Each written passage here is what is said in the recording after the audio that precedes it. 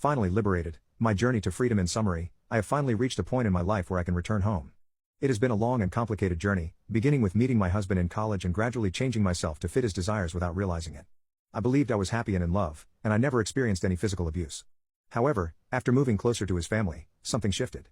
He began prioritizing his father's wishes over his own, and our financial situation took a turn for the worse. In the past, we had been diligently saving money for my first car. But after the move, unexpected expenses arose, and all the funds I had saved were drained to cover bills. His father freely used credit cards and subscription services, and I somehow ended up subsidizing it out of fear of losing our home. Over time, his father became increasingly unhappy with me maintaining contact with friends and family. My husband even suggested that it would be best for everyone involved if I reduced the frequency and duration of those conversations. Meanwhile, I worked hard for 2 years with minimal unemployment, while my husband and his father spent countless hours playing video games. I believed that if we communicated and tackled these challenges together as a team, we could overcome them.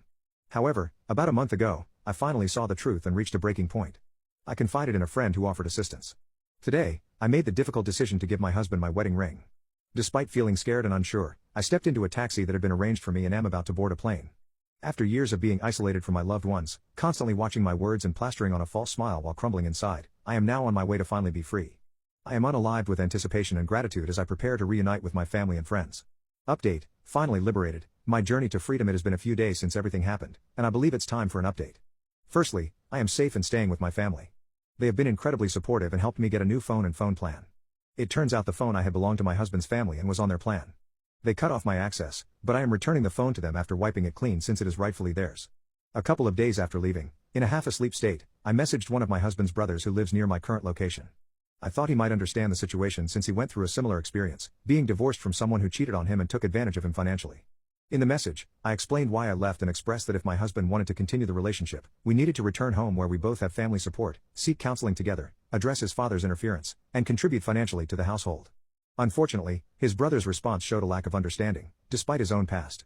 To summarize, he called me names, accused me of making excuses, and questioned why we didn't seek counseling earlier when we were in a different state and struggling financially due to his father's actions. He claimed that my husband had made changes to maintain peace, but those changes came too late, only a week before I left. He proceeded to criticize my mental health struggles, accusing me of being weak and fake. He even stated that his family had always despised me and that I was a burden to my husband. I had asked my husband to help with household chores and find a job, things that should be expected in any partnership, but I had to fight with him constantly about them. His brother also mentioned that I should have informed him earlier about my decision to leave, disregarding the fact that I was in a fragile mental state and needed support. The courtesy officer, who ensured my safe departure, was necessary not only because of their father's history but also due to my suicidal thoughts, which my husband had previously dismissed. It's important to note that I only discovered their father's criminal history almost 6 months after moving in with them. At the time, they assured me that the charges were false. Recently, with the help of a friend, I managed to obtain some details from the case file, although they advised me not to reveal the extent of the horrific information disclosed. They expressed serious concerns for my safety. Now that I am back in my home state, I plan to review the case file myself. Leaving was the right decision. The situation I was in was terrible, and I constantly had to solve and pay for problems caused by my husband and his family. It hurts because I still love the person he used to be, the one who worked hard in college, always tried his best, and selflessly helped his loved ones. I love the man who was unaliving to compromise and remembered that video games were just for fun. However, the man he has become is unrecognizable. He has become cold, lost his passion, and displayed a clear prioritization of his games. Since he isn't unaliving to make an effort to fix our relationship, I have chosen not to do so either. My focus now is on taking care of myself and seeking the support I need. It may be painful, but I am determined to heal and better myself, with or without him.